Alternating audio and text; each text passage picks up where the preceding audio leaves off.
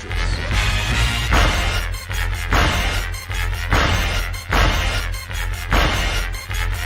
Bad feeling about this. You don't seem to understand something.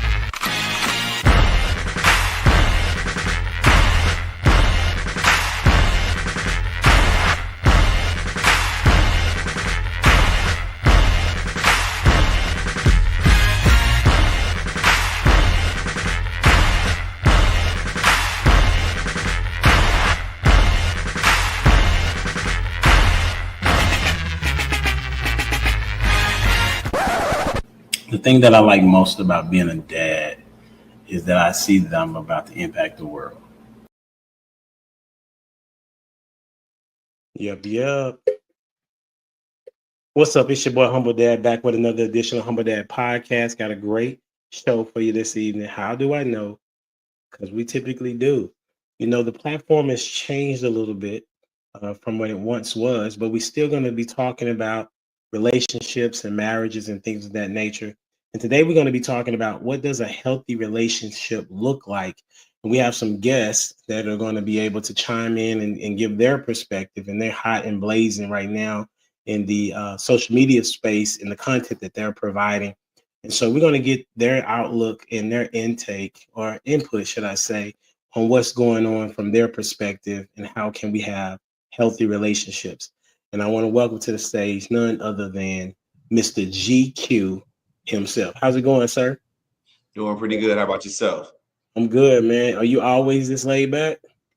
I try to be. Sometimes I got to be a little bit more hype, but if I practice a little discipline, it helps.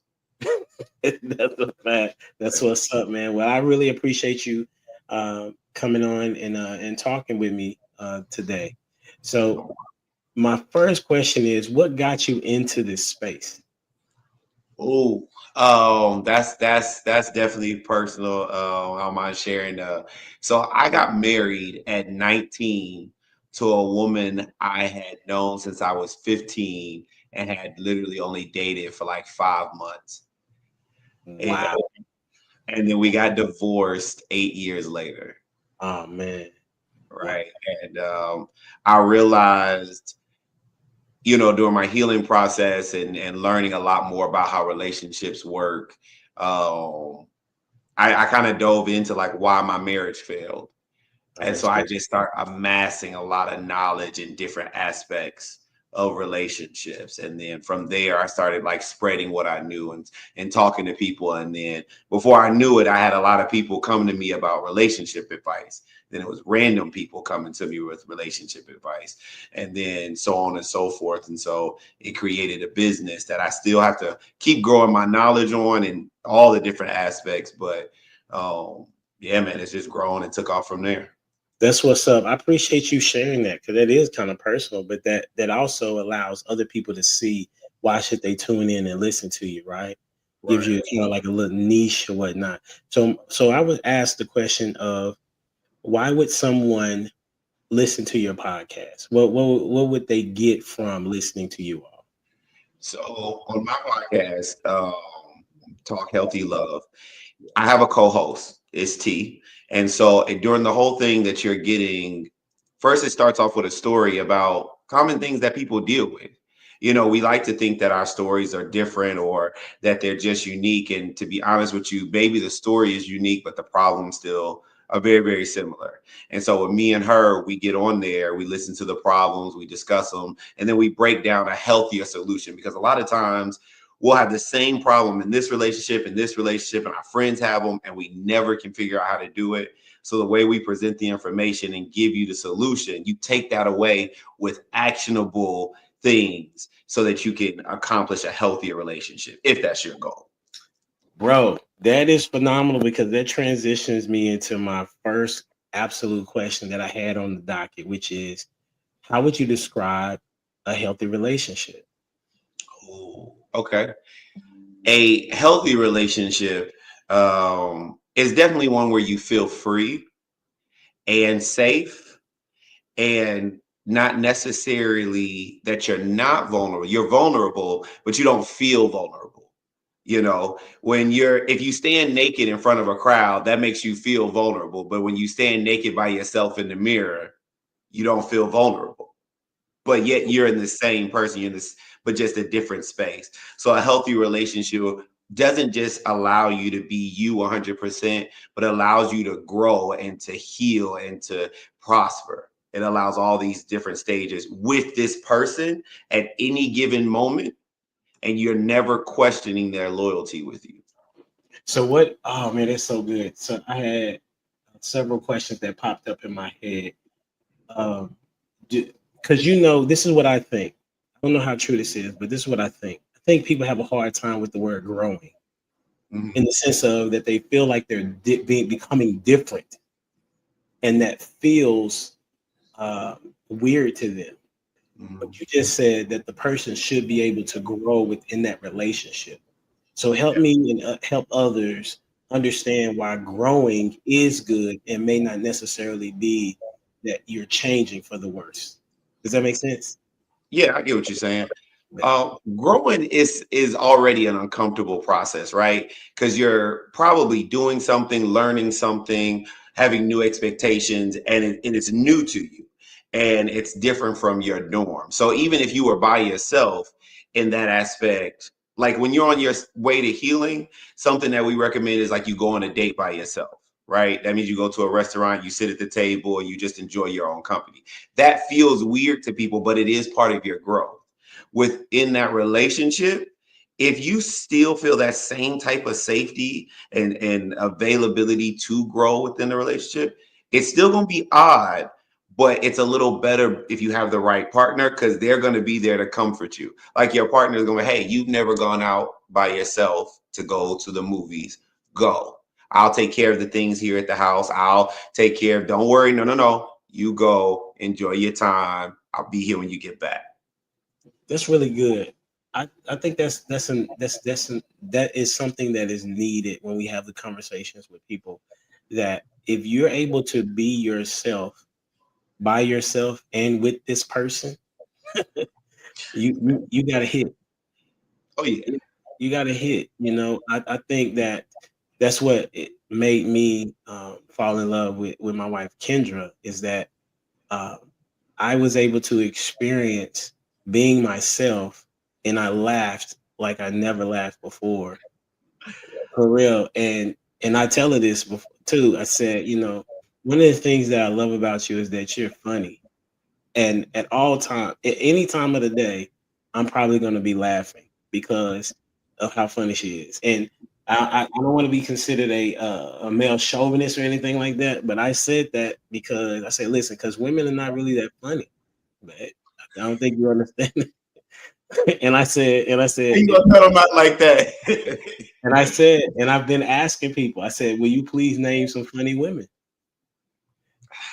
So I'm gonna say this. Like, I know funny women, but it's because I know them and they know me. So some of the stuff we say, you know what I'm saying? Like me and T like this, so she does say funny stuff to me, Right. or like I've got some of my sisters, I've got a couple female friends, but it's because it's either inside jokes or we know each other, but they still funny, but funny got a sense of truth to it. Listen, I'm just saying, I'm not trying to throw no shade, but it is throwing shade, right? But I'm just telling her, like I'm saying to her, I think it's one of the things that a lot of people don't have is being funny. Like, I'm saying you're able to make somebody laugh, right? Which pulls their guard down and allows them to be that vulnerable that you were referring to, right? If you watch anybody that is having a conversation, if they're laughing, they're more than likely enjoying that conversation. That's basically what I'm saying, So, but sometimes I ruffle feathers, and hopefully that didn't ruffle too many. It is what it is. All right. Hey, we got a guest in the building. T is in the building. How you doing, Miss T? I'm good. How are you? Doing well. I appreciate you for making it. Yeah, of course, of course. Absolutely. We haven't even got into too much, right?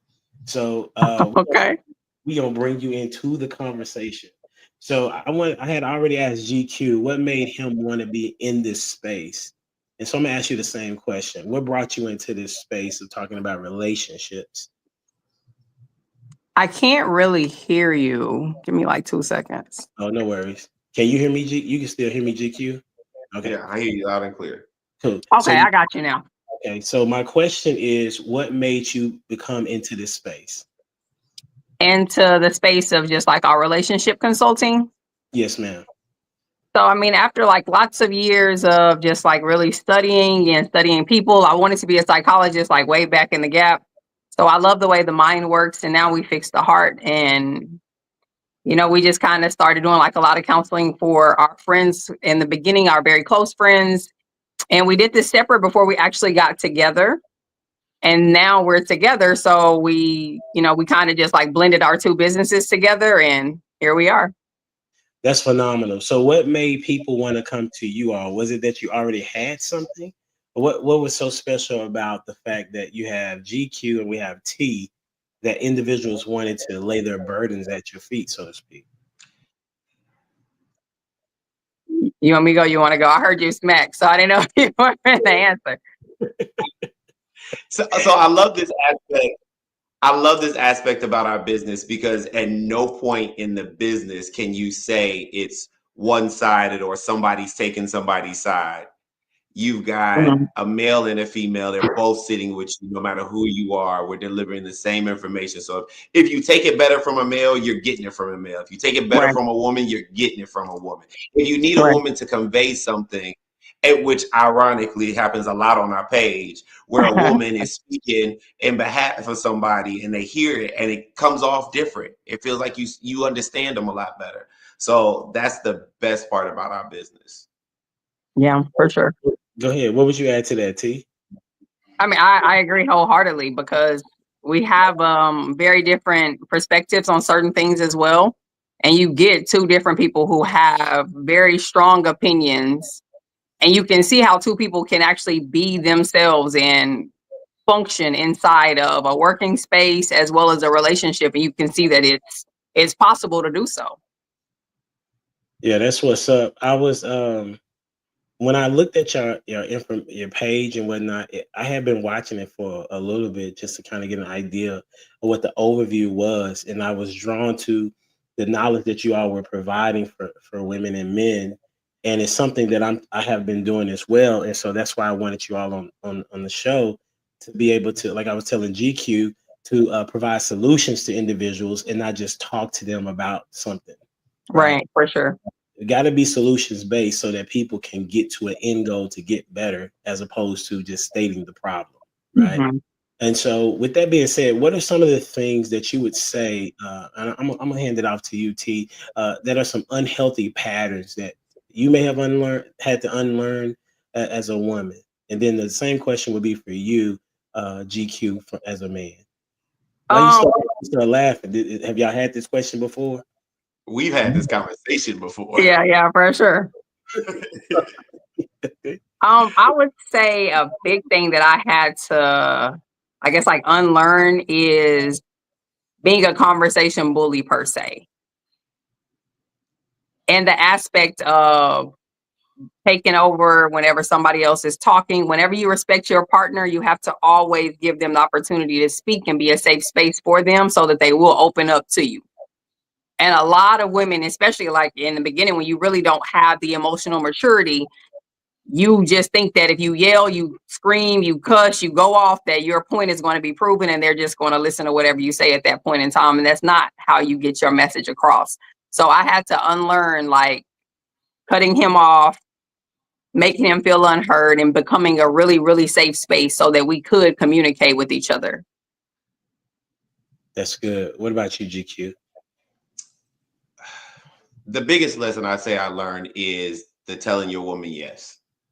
You have the space where you want your woman happy and you want her to feel good about the relationship. So you're constantly telling her yes and trying to provide and trying to do all this stuff. But what happens is you give all this stuff to her saying yes, and you don't prioritize the growth of the relationship. You don't prioritize the relationship. And sometimes one side getting something they want does it fit the overall setting of the relationship? And I had to learn that sometimes you have to say no, not because you don't love the person, not because you don't want to see them happy, but because the relationship is the priority.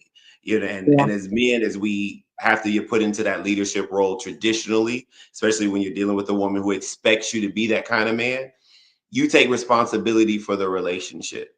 And when you do so, that is what you're taking responsibility over. So that's not her happiness, not her life, not that, it's just the relationship. And so you have to make decisions that help the relationship grow and not just makes the other person happy.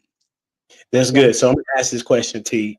So what is it like when you hear a man always say yes? When they always say yes, no matter what. Yes, ma'am. I feel like I can run them over at that point because they always say yes. They become a yes man to me, and it's not a good thing because now I'm gonna get my way. Okay. So then on flip it. So how often is a no okay? A no is okay whenever it's necessary. And who determines the necessariness of the no? The necessariness of the no, well, he deems it necessary in the beginning. Okay. And then I listen to the reasoning, like, why is this a no? And after we discuss the reason behind it, I'm like, I'm always in it for the better of the relationship, not so much that I'm just happy. Because what's going to make us happy in the long run? How can we get to tomorrow? Like, not just right now. I got to figure out how we can get there. So in those moments when he tells me no, I'm like, okay, but why? And he'll usually give a good reason or answer. So I think that's a big thing, that for somebody to be able to sit back and understand the reasoning behind it, not just so much take the no and be mad about it. So what does it feel like to say no, GQ? Sometimes heartbreaking. Can you walk us through that? What you mean, heartbreaking? So I told you, like, I love to see the happiness. I love to see the smile and things like that. So in those moments where I have to be like, no, and sometimes to my detriment as well, but it's one of those things that when you look at the long term of the decision, can I back this up? And a lot of what I look at is, okay, so if I say yes, we go this way. If I say no, we'll go this way. What does it look long term? And a lot of my decisions get based off of when the relationship progresses, I am now responsible for where it went based off of this decision I'm making right now. Mm-hmm. And so that's kind of how I keep my viewpoint, good, bad, or indifferent, of how I feel about the decision, if I see where it's going, and just keep that in the forefront. That's good, because at the end of the day, the decision is going to be you're going to be the how would I say it? It's going to be your party, right? You're going to be a responsible party, regardless as if you go with the yes or the no, if it's her decision or not, right? So it's better to lean on the side of that you made a solid decision, young men, and if she doesn't like the decision, then you're going to have to make sure that decision is carried out very well. And if it's not, then you have to come back and apologize, or say how you're going to resolve it, how you're going to fix it now that it didn't work, right? And I think that's a very good part. So I want to ask the question of, so when the woman is wanting a yes but gets a no, and then it fails, how would you recommend forgiveness and accountability when it comes to having a healthy relationship? Does that make sense of a question? Mm-hmm. Okay. Who want to go? I think it's your turn, T. Yep. How does it? So for one, the fact that that person can come to you wholeheartedly and be like, look, this was my fault. I'm sorry. I made the mistake. That's a big thing for a leader, because a leader has to be able to take accountability whenever they're wrong. And for me, that's huge, because a lot of people do not take accountability. A lot of people don't know how to say, I'm sorry.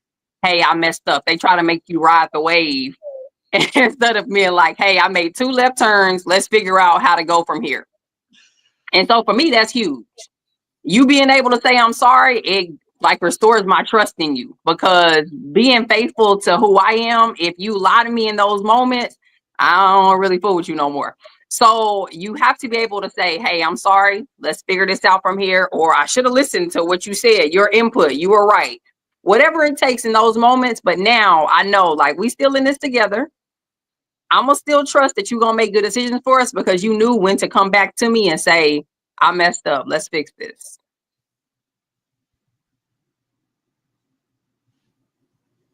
I don't know what happened. I lost volume. Oh, okay. Nope.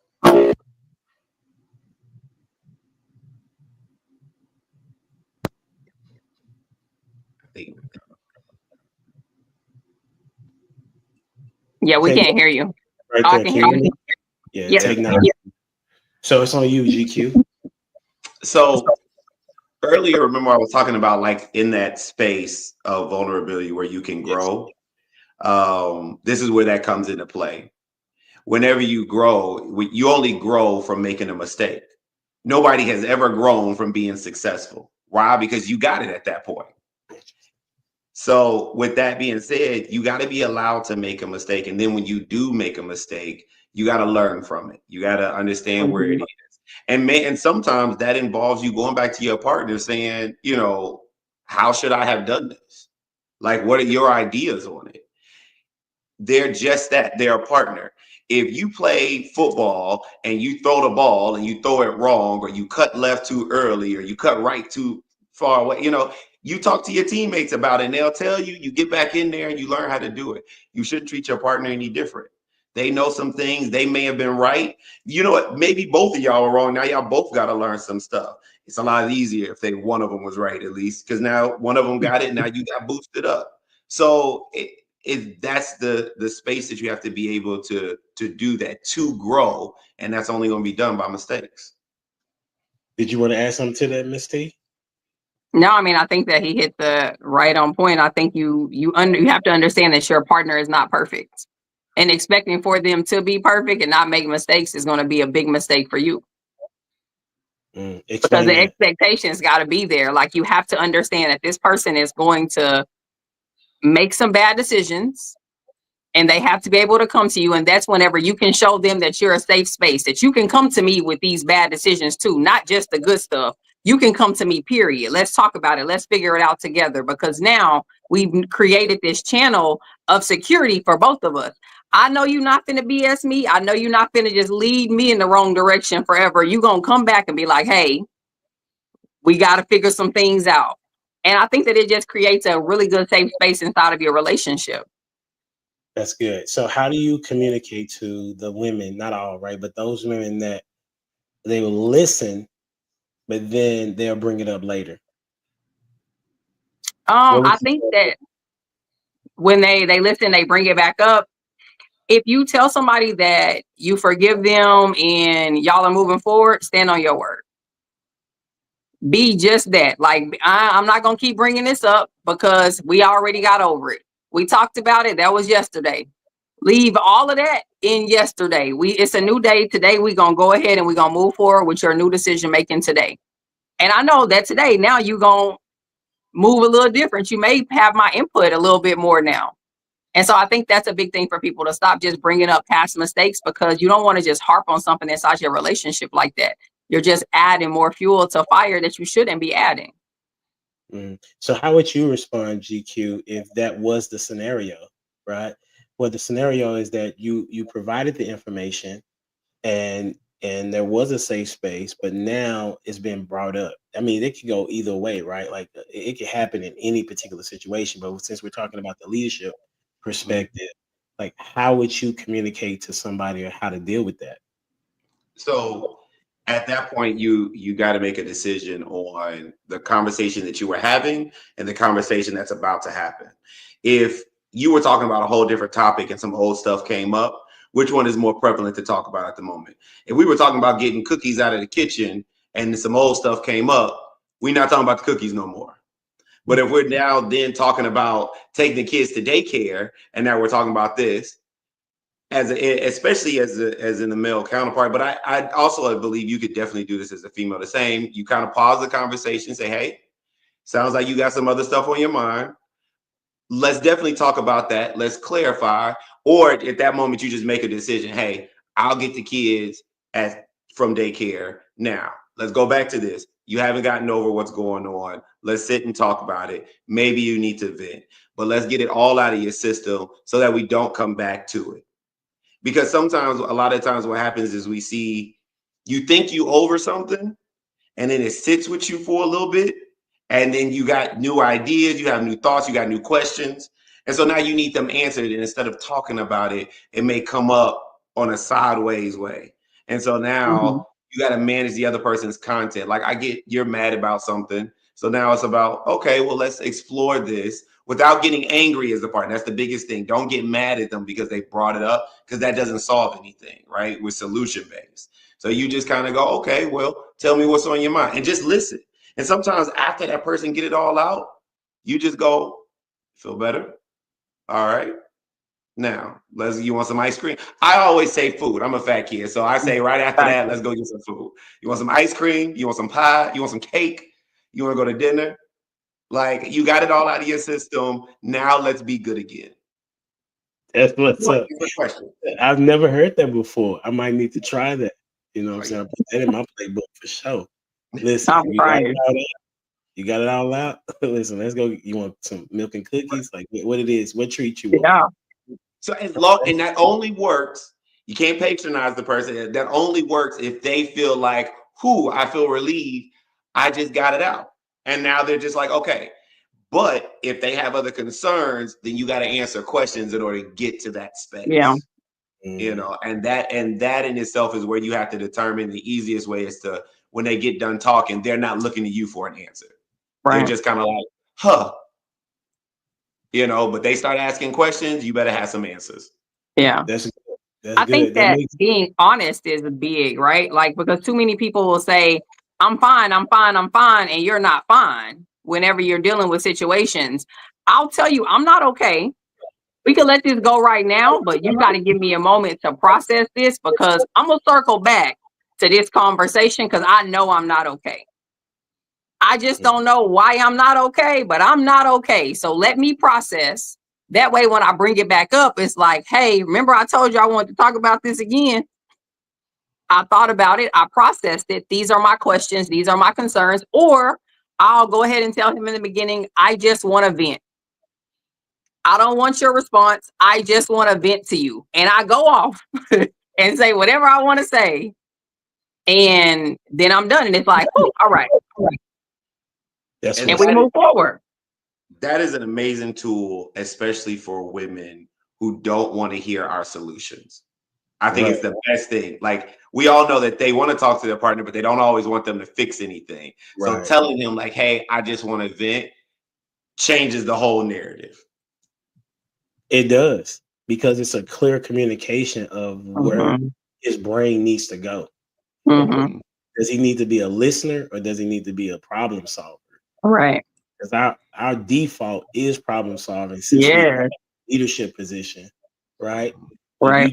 Listen, we don't even want you to solve it. If she says, I don't want you to solve it, I just want you to listen, bro. You know how much relief they give us?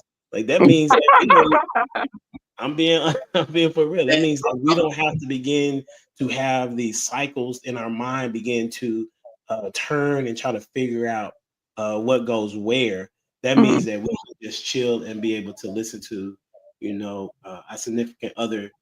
And that gives us an opportunity to show them that we are a safe space as well, right? And be able to hold that information and to put it somewhere so that when there is an opportunity to, go out to eat, I don't know what it would be, right? But to bring it to a point where, listen, this is how I know that, this is how you know I was listening.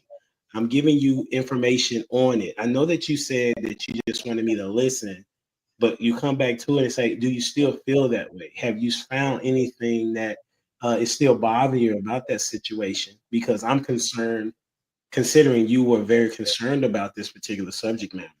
So I think what I'm hearing from both of you is that there needs to be honest, clear communication. And when there's honest communication, you all have been able to move in a direction that most people are unable to move in. Is that fair to say? Yeah. That's what's Yeah. up. Sure. That's what's up. So now, when we're talking about the things that we're saying, those things are very hard to do. They have to be learned, right? The communication and receiving what someone is saying.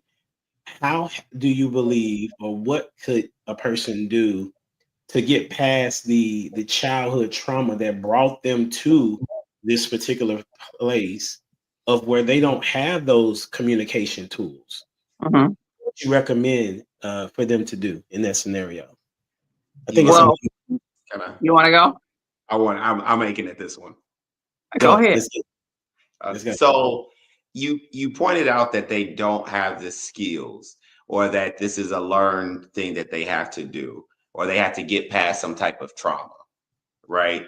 Yes, sir. All Possibly. of those, right? All of those are very different aspects to what causes the same symptom, right? It's being unable to communicate directly with your partner.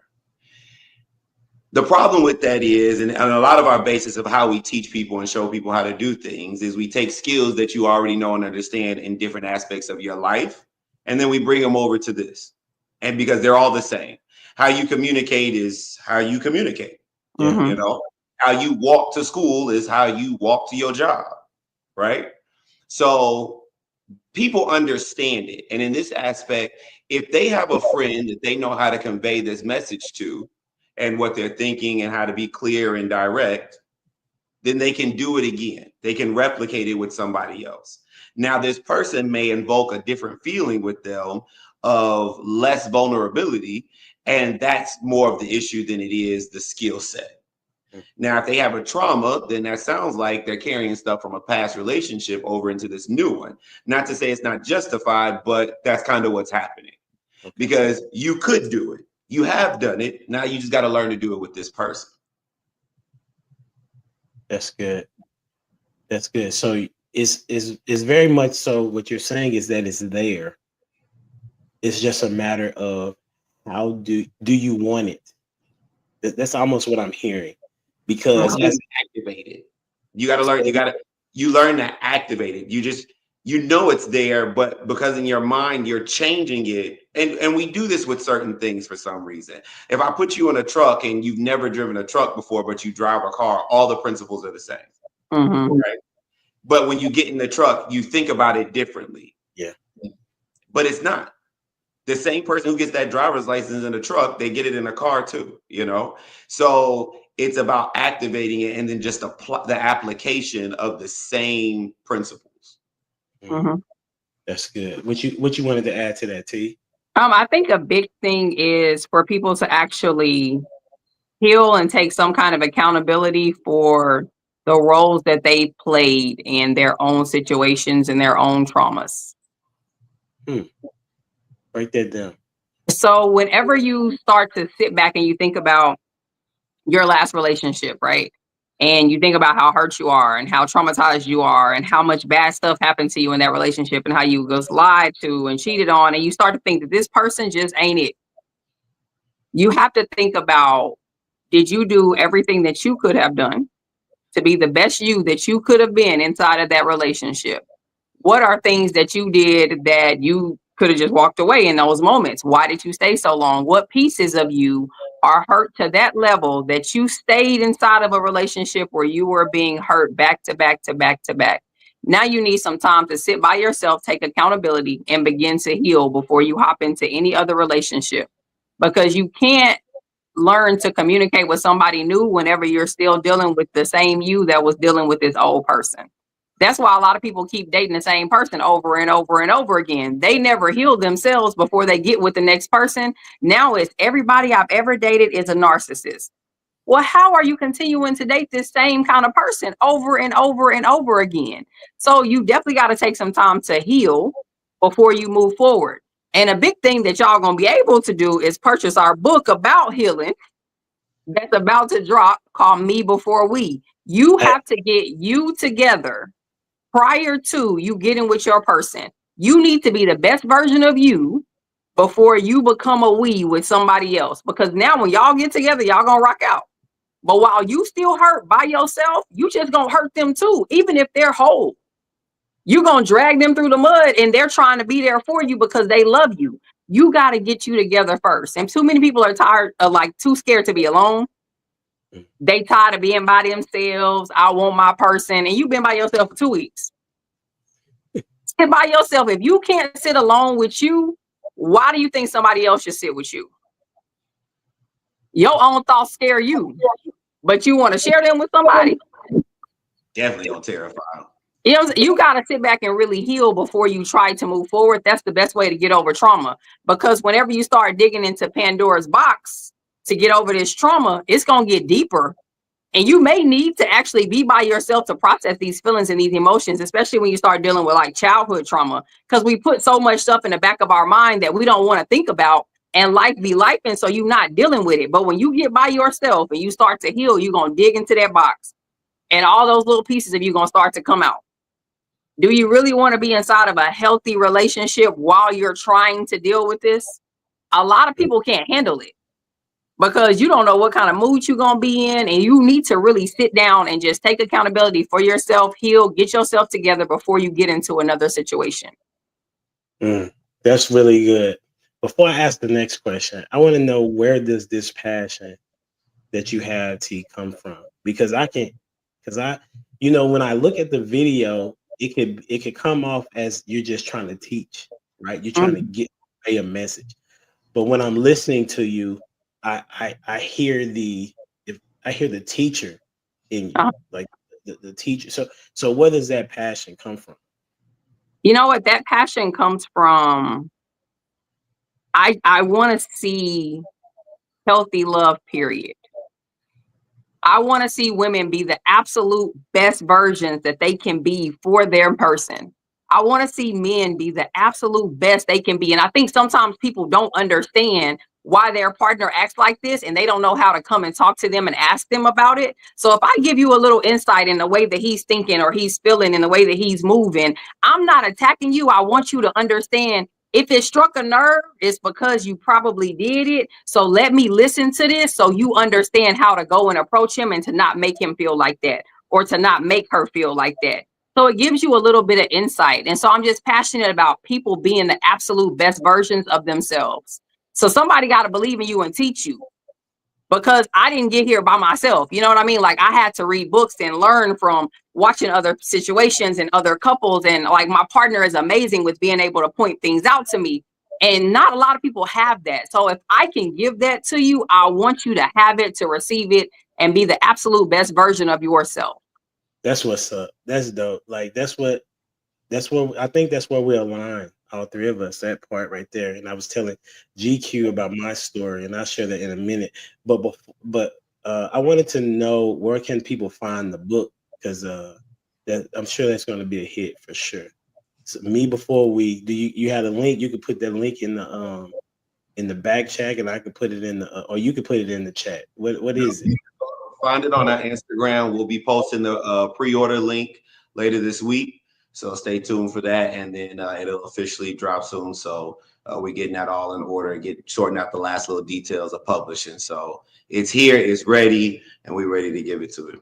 That's what's up. Like, just like, that's what's up. Like, listen, you heard it here first. That's what's up. So for me, my story is that, like I told GQ, I lost my first wife like 4 years ago. We was together like 20 years, have 4 kids, and I remember wanting to get well, because I knew that I was going to have to, at some point, be in another relationship, because I'm a husband. Like, I was built to be a husband. And it was one of the things that me and my late wife had talked about, which was to find, if I'm going to get married, make sure I find a wife that's going to love my children, right? Mm-hmm. And so I wasn't together, and I'm still healing, because I lost someone, right? Right. But the point is that the things that I did, I try to communicate to other people what they should do. Like, I treated it like it was, I'm a sports guy, like I had an injury. And I didn't just linger. I went to therapy. I went to independent therapy. I went to group therapy. I did vlogs about what was going on with me. I would talk to my kids about what was going on in my mind and why I was thinking of doing what it is that I was doing. I even went to talk to people that had been in my shoes, had lost a spouse before, to find out, like, what did you do to get to where you are? And so when you're talking about what does it look like to heal, because that's what somebody said, it is saying that I'm going to do the work to be the better me. Mm-hmm. Right? Me, it Mm-hmm. was the Bible. Right? Me being in my word on a regular basis, me staying in church because I didn't want to go because I had a hard time because that's where me and my late wife went. But I knew that I needed to be there, right? Yeah. And so those were the things that helped me kind of move in a point of healing. And so the question is, what would you tell people where to start? Like, what would be step one to find the healing to get to be a better me? Like in the book, I'm sure it says it. So you can tell us what did you recommend? GQ, it's on you. It's on me? Okay, my bad. So we spend a lot of time with ourselves, but we don't spend a lot of time within ourselves, right? And like, you're with you every day, but do you talk to yourself? Do you listen to yourself? Do you really know about who you are? And that is like one of the biggest things. And my biggest suggestion would be to take 15 minutes out of every day and sit quietly. Mm-hmm. If it is a rough 15 minutes, that tells you got a lot on your soul and a lot on your mind. Mm-hmm. It's a lot on your heart. So, and it's because it's 15 minutes of nothing, no kids, no TV, no radio, no nothing. When that silence becomes so loud that it's hard for you to focus, you are literally afraid of your own thoughts. And that is because you got more going on in there than you want to acknowledge. Mm-hmm. So to me, that's the easiest way to see that you got a problem and the easiest way to start to fix it. Because then what happens is that mind starts to try to heal itself. That heart tries to put its pieces back together. And don't get me wrong, some of these days are rough. You do more crying than you do smiling. Facts. But taking them, I don't care if it's 15, because you know the people who stay in the car right before they go in to get themselves together. Same principle, Yeah. but when you do it deliberately and you're inside in your space, all of a sudden it's like, I'm trying to fix myself. I'm getting myself together. And then you boost that process. And it's like, I'm going to recognize some things are going on with me. And you can just start with the 15 minutes. Mm-hmm. Work up to the 15 minutes. But that's the goal, to start, just to get to the starting line. Mm-hmm. Yeah. T, what you have to add on that? Or you gonna just say what you got? I mean, I think that's a really, really good place to start, because whenever you actually have to be by yourself and that silence hits and them emotions come on, it's tough. It's tough. I can't tell you how many times, like, through a healing process where you just be walking around like you by yourself and you good, and you just start crying and you don't even know why you crying. You like, where these tears come from? Like, I was cool 2 seconds ago. But you really start to feel what you need to feel. And that's the best way for you to start to heal, because you have to address those concerns that you have deep within you. That's where it counts. Like, what do you really feel? And he's right. You got to get to know you. I think a lot of people don't know themselves, because you're going to change over time, right? You grow in every relationship, in every situation, everywhere you go, you learn something new. You should. You got to take different aspects of yourself from every little situation and scenario that you go through. And I think that just learning yourself after a relationship, and who am I now? What do I like now? Do I still like the same things? Do those things still make me happy? I tell women all the time, like, I started to like build the man that I wanted from these relationships. I liked this about this person. I thought that was dope. I don't care how our relationship ended, but I thought that was great. Like, he was an amazing listener. He was always calm, quiet. I love that. Is he talking to us? No, he's talking to someone else. Oh, okay. I didn't know if he was. I couldn't hear the volume. No. And so I think that's it. I think you have to relearn yourself after your situations, and when you're going through the healing process. Start to know you, get to know you. When you start to know you and you love who you are and who you're becoming, it's a lot easier for somebody else to love and accept that too. And for you to accept that they love that. Because it's hard sometimes whenever you broken to be like, why you want to be with me? Why you love me? People get tired of answering that question too. Like they'll answer it a couple times, but they get tired of having to sit back and explain that to you. But when you know you, I'm like, I know what kind of qualities I got. I get why you love me. I get it. I get it. I would love me too. So I think that that's just a piece of it. You just got to get to know you again. That can preach as well as be put on a shirt, right? I know why I love me. You know what I'm saying? I know why I love me, and I see why others love me too, and I see why you rock with me. That's a really good place to be. How do you but it also can be mixed with or sound like arrogance. So how would you be able to reconcile that it's not arrogance, but it is just self-confidence? Well, I mean, everybody takes the time to love themselves, right? That you want to love yourself and you want to be who you are. And when you explain that to sometimes when it's taken off as arrogance, it's also about the timing that it's presented, right? If you're in the middle of an argument yelling how you love yourself, that's not the most appropriate time, right? But somebody that's sure about themselves, confident about themselves, you ain't got to tell everybody about that. When you behave in a manner, when you take care of yourself, when you talk about certain topics to yourself, it kind of resonates with people like you love yourself. You're okay with yourself. You know, it's certain aspects that we do that let other people know they're not feeling themselves. They doing this for this. They doing this for this. So it's not really something that has to be reconciled if presented in a non-arrogant way. For sure. For sure. What did you have something to add to, or you good? I think that a big thing that distinguishes the arrogance and confidence is when people are kind of arrogant, they'll continue to let you know, like, you will never find another me. I'm the best you gonna get. They're very arrogant about themselves, right? And I'll never say that. I'll never tell you that you won't find another me. Because do I think you could go find another girl tomorrow? Yeah. But I'm very confident in she gonna have a hard time replacing what I brought to your life. The piece that I brought to you, she gonna have a hard time because I focus on being the best partner I can be and not so much of I'm just a baddie out here. So I think when you're just confident in who you are, it just kind of shows. You don't have to constantly remind that person how great you are. They gonna see it in your everyday actions. And you just gotta feel that deep within you, and they gonna see it. They gonna recognize it. Watch. And most people. No, you're good. Go ahead. This about y'all. Who do that have to constantly validate it. They're not validating it for the other person. They validate it for themselves. It's because they feel replaceable that they're like, you ain't gonna find nobody. Like they're trying to remind themselves that they're worth something, trying to remind you. Yeah. It don't work that way. That's good. I think it's also, if I had to add, I would say that the confidence that you are sharing is that this is for you anyway, right?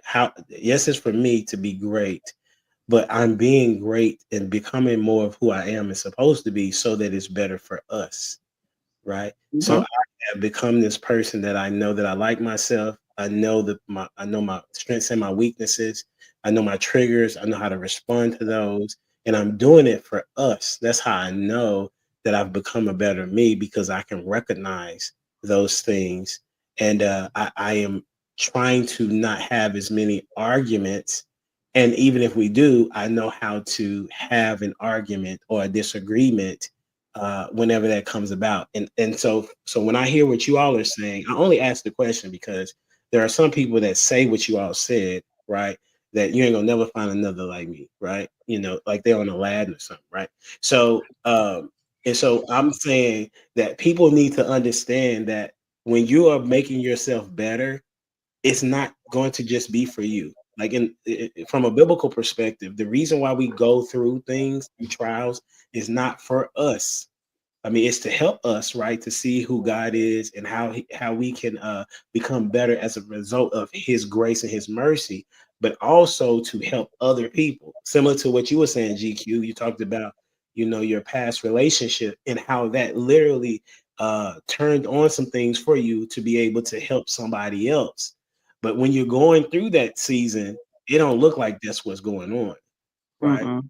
But just No. know at some point in time that this should be a learning experience, and that you don't do what T says, that you fall back in the rut of dating the same person that you said that you disliked, right? So Mhm.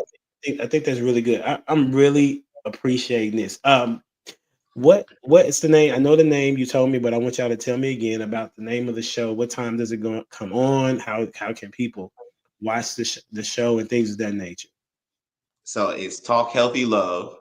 The old seasons are under Talk Game, but we've rebranded to be more specific to Talk Healthy Love. And the next show will drop in 2 weeks on Tuesdays. They drop at midnight Tuesday. Mhm. So whenever you wake up that day, they'll be available on YouTube. You can find the link within our Instagram as well. So the next season coming soon. That's what's up. I like that. Okay, so Tuesday. So y'all you said how many seasons have you had? This will be our third. Mhm. How many episodes in each season? We've helped about 15 people per season. Yeah. What's up? So give me something that because I think you were telling me about how y'all open up the scene, right? Give me a story that you was like, this just could not have been real. Morning the mystery. What is it? Yeah, that was crazy. Our story, Morning the Mistress. Oh, okay. So basically, husband and wife go to a funeral. She goes with her husband because it's his coworker who has died. But he cutting up. He boo-hoo-hooing. She confused, like, why is he this hurt? He then tells her that this was his mistress. And not only was this his mistress, she was pregnant with possibly his child because she had a husband herself. But the worst part of it was he was mourning inside their home. He crying, waking her up in the middle of the night because he missed this other woman. He didn't quit his job because he don't want to go there because she's not there no more. And this woman was trying to figure out what she should do. Like, how can she comfort him while dealing with her feelings because she hasn't been able to express it. She's mad that he's cheating on her. Like, this is her husband, but he's in the middle of mourning and he doesn't want to go to marriage counseling right now. He wants to go to grief counseling. Yeah. It was a whole situation. I was like, baby, you wake me up at 3 o'clock in the morning about another female. Go ahead and pack your bag for me, big dog. Go ahead and pack your bag. As a wife, that is what you would call Phenomenal. amazing criteria. That she is still looking to try and comfort someone who's done her wrong for no other reason than she said, I'm going to be with him and stick it through thick and thin. That thin. She was in it for that. Okay. This was super thin. Ooh, and you know what? I don't know if there are many. Let me rephrase that. I know there are not many people who would have dealt with half of that. And she was asking for advice about how, what should be her next steps? How can she help him, or should she leave? Usually this isn't even a question for most people, but the fact that she is asking for direction. Yeah. Because now she's the sole provider too. Like, she was responsible for all the bills because my man's just decided he needed a moment. Now he ain't got no income, no job, and he living off you after you find this out. And then he could have had a whole baby too. Like, this a whole situation. I was like, oh my goodness. This is a tough woman. At all. Yeah, it was tough. That's a tough situation. The process that is crazy. So what advice did y'all give? So I'm trying to remember, but it just knowing the scenario as it is, we told her she need to take some time to herself and figure out some of her decisions in which direction she want to go. Yeah. And take however much time she need, Yeah. Obviously my man taking all the time he need to grieve his mistress. Right. So it was about take the time to figure out, do you want to stay in this marriage? Right. Or do you not? Because those are very different answers. Yeah. And the harder road is definitely to stay into the marriage. and it would be justifiable to leave the marriage Yeah. by all means. So make that decision. And then we just kind of gave advice on some surface things about which way you can go if you decide to go this way, if you decide to go this way. Get a plan for yourself. Yeah. Make sure you kind of let him know where you're at. Stay in constant communication about your thought process on it. And then from there, build a plan, whether it be to look on how you're going to exit, because at this point, exit is divorce. Or if you're going to stay together, then making him realize the priority is this marriage. Yeah. Now you can get your help as well, because technically he was still in a breakup and he still lost somebody, and that grief doesn't care about what marriage he's in. Yeah. So you may have to do that, but if you're going to do that, you're going to do some of this marriage counseling too. Like you're going to have to figure out how to do both if you want to be here. And you're going to stop waking me up crying. Yeah, he was doing that too. Cry on the inside like a champion. Let me sleep through the night. We can't find another room, my guy. You know something. You're going to have to do something. Don't wake me up crying. That's crazy work. The arrogance. Oh my God. That man waking that woman up, trying to talk about it. I said, oh no. You better cry over there, big dog. Keep hiding them tears like you was hiding this woman. Don't be crying waking me up at 3 a.m. Unbelievable. Man, well, I appreciate that story, but that's so sad. It is. It was so bad. So how long y'all been doing this? Doing the counseling or doing the podcast? Both. Oh, shoot. How long we been doing the podcast? Was it 2 years? Yeah, our podcast is fairly newer. It's been 2 years. Okay. Now the counseling has been a while now. Yeah. I've personally been doing the counseling for since maybe about 2017, 2018. So about 2017, yeah. Yeah. So if people want to contact you about the counseling, the website is, because my screen's small. Is it there? Where do they go if they want to get the counseling? Healthylove.live or relationshiptwins.com. That's what's up. Hey, this is what somebody said for you, Miss T. Hey, we need more women on the stream like T. Thank you. That's what's up. Hey, shout out to Miss T. This has been dope. Do y'all have anything that y'all wanted to say before we may either transition to another question, or y'all need to head out? What y'all got? I can do another question. Yeah, I don't have anything in particular I need to say.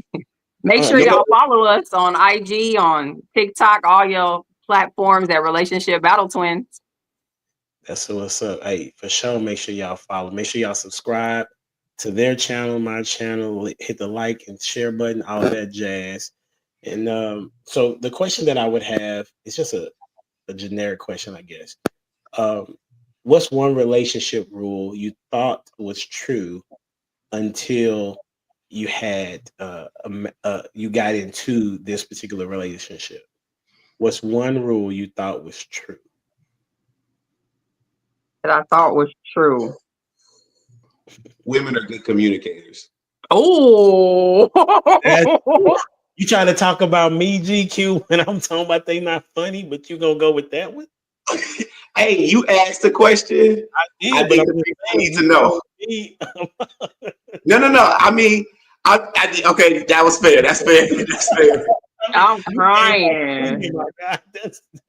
Okay, so give me a second. Give me a second. Like I think it's the biggest myth out there. Okay. Honestly, I think it's one of the biggest myths out there, and I'm gonna stand on my word too. And to give it just a further example is, you breathe, right? Right, every day, all day. How many times in a minute? I don't know. How does your breathing work? I go inhale, exhale. Right, it's no deeper than that. It depends on the situation. Okay, so let me put it this way. You breathe every day since the day you were born, right? You do it a lot, is my point. right? You probably breathe from 12 to 24 times a minute.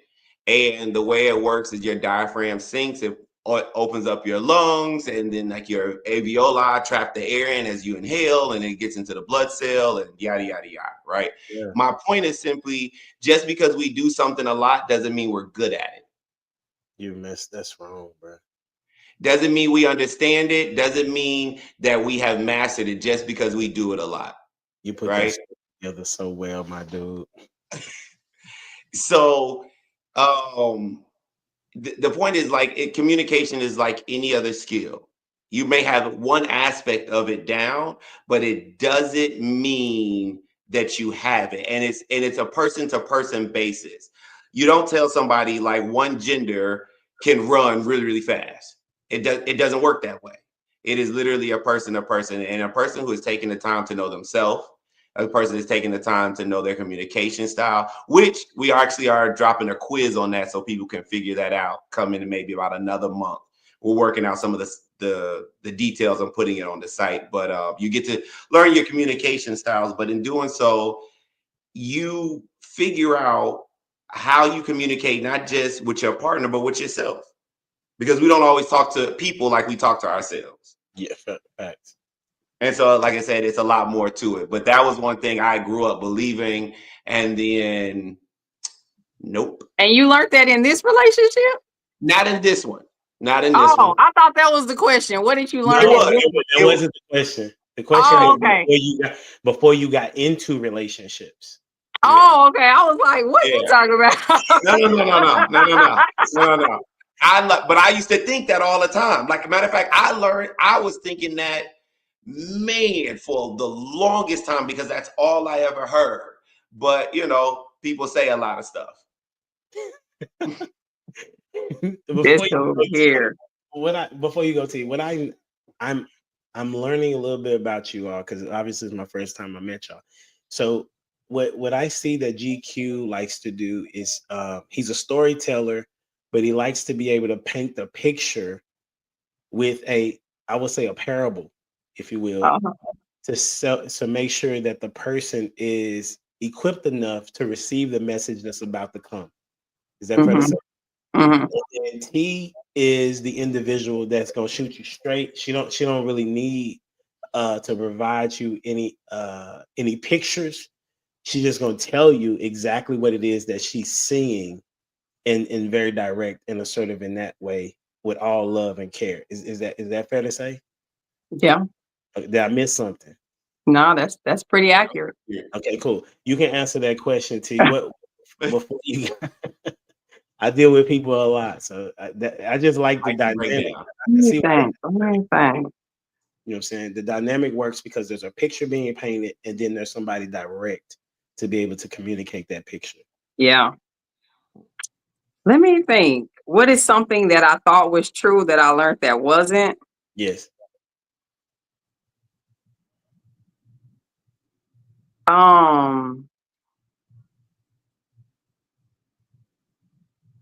That all men are not emotional. Like, they don't cry. Like, men are not supposed to cry. Okay. And I used to deal with of course, like, I've dated like a lot of men in life, and they were never like emotional. They never talked about how they felt.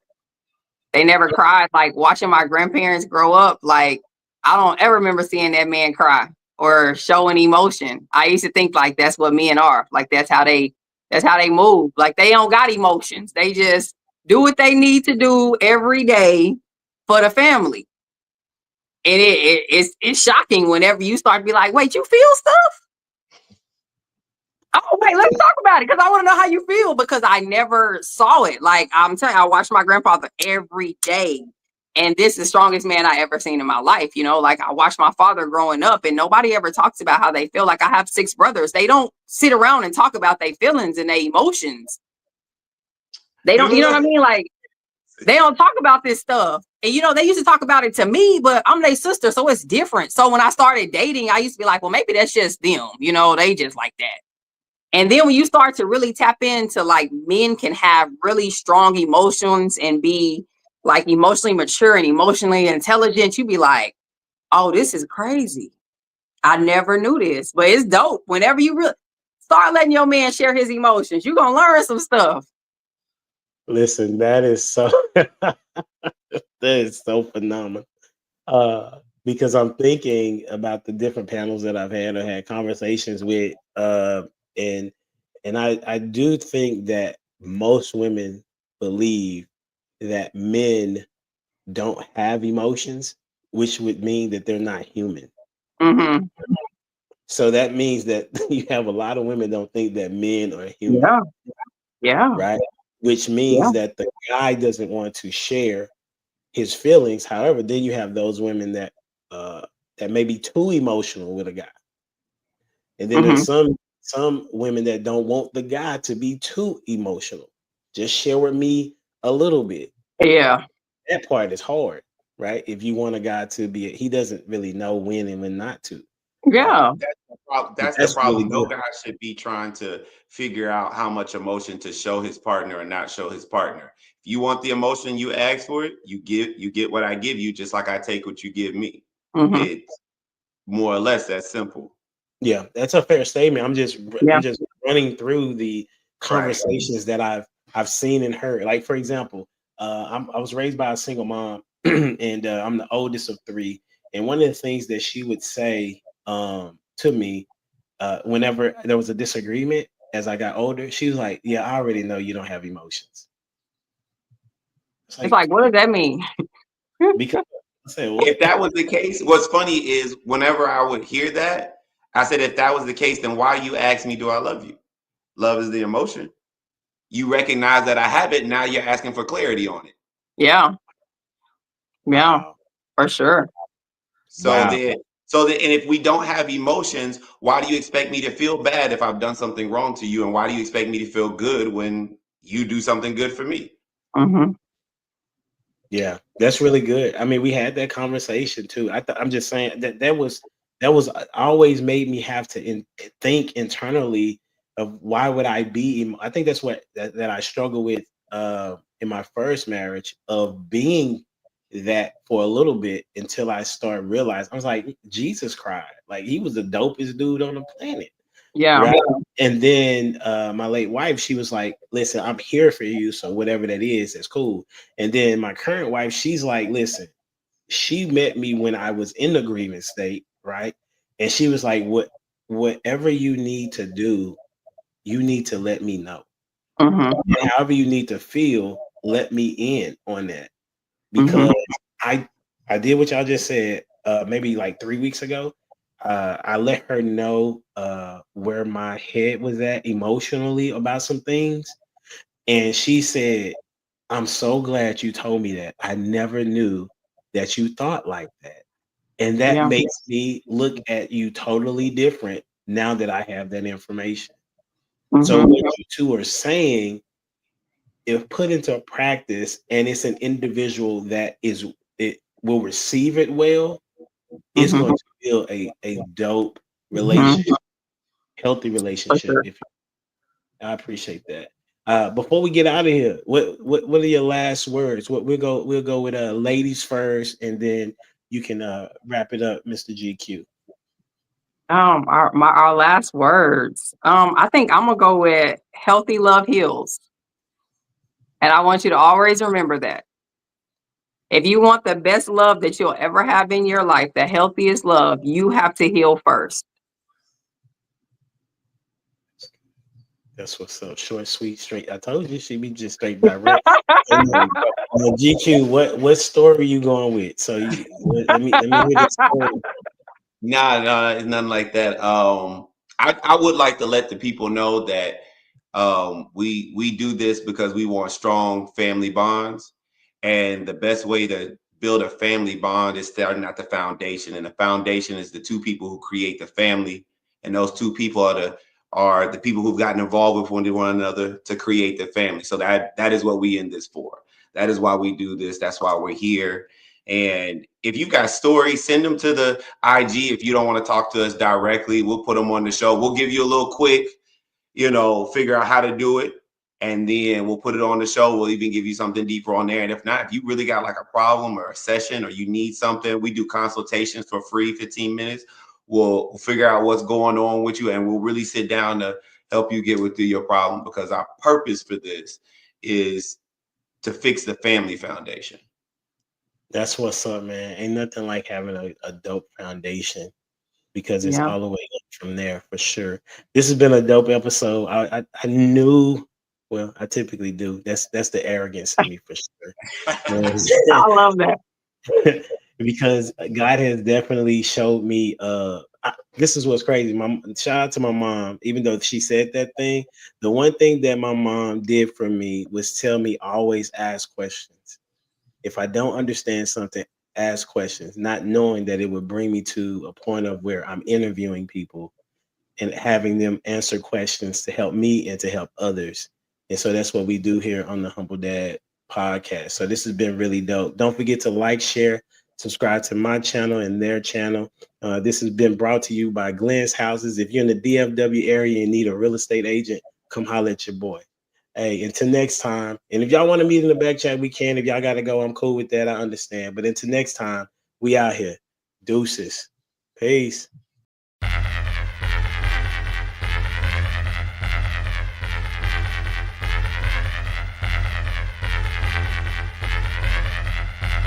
The boy is dangerous.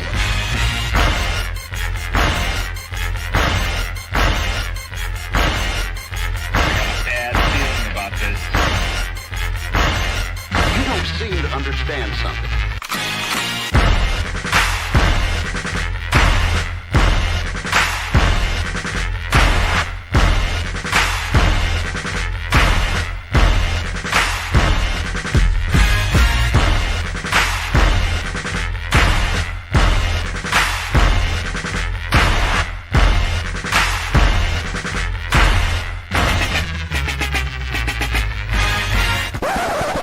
The thing that I like most about being a dad is that I see them about to impact the world.